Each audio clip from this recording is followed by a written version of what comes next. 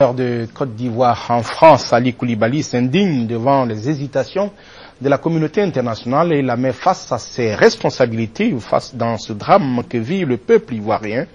Ali Koulibaly, qui était l'invité de notre confrère de TV5, s'est également prononcé sur l'opération d'enrôlement des jeunes lancée par Charles Blé Goudé.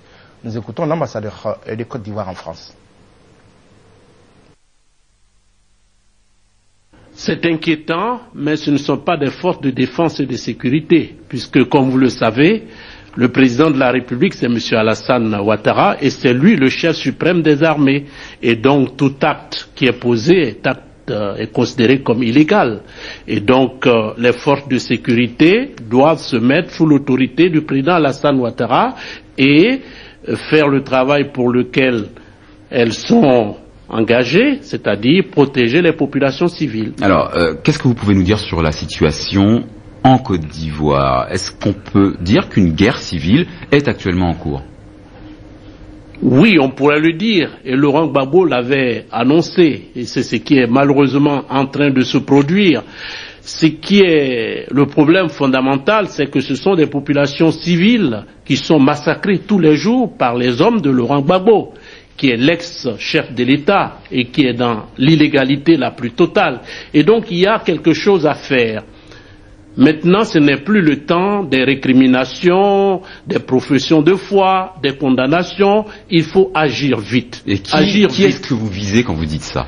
Ben, écoutez, l'Union africaine a mis 3 mois pour se rendre à l'évidence que le vainqueur de l'élection présidentielle, c'est M. Alassane Ouattara, et elle fait preuve d'une passivité criminelle face à ce qui se passe en Côte d'Ivoire, cette tragédie. Et donc il y a une responsabilité à prendre, et cette responsabilité, elle doit être prise par la communauté internationale. Vous voulez dire que l'ONUCI, la mission des Nations Unies en Côte d'Ivoire, n'en fait pas assez? Elle n'arrive pas à remplir convenablement sa mission. Et c'est pour cela que nous en appelons au Conseil de sécurité. Qu'est-ce qu'elle devrait faire d'après vous? Ben, écoutez, il faut qu'il y ait une nouvelle résolution. Quand la communauté internationale le veut, elle le peut.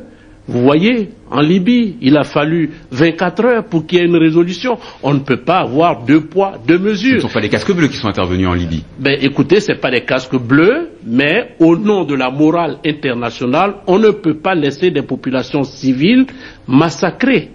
Voilà.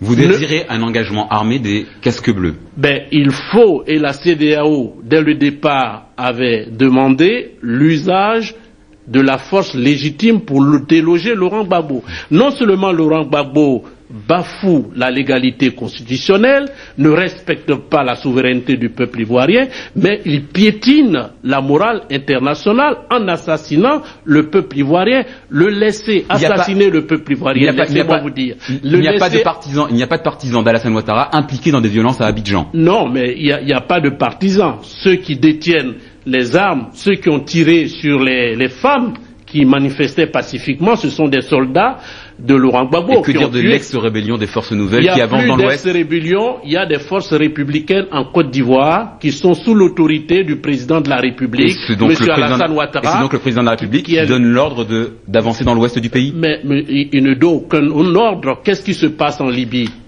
Ce sont des forces qui ont pris les armes pour défendre les populations. C'est la même chose qui se passe en Côte d'Ivoire. Il est important que la communauté internationale prenne ses responsabilités aujourd'hui.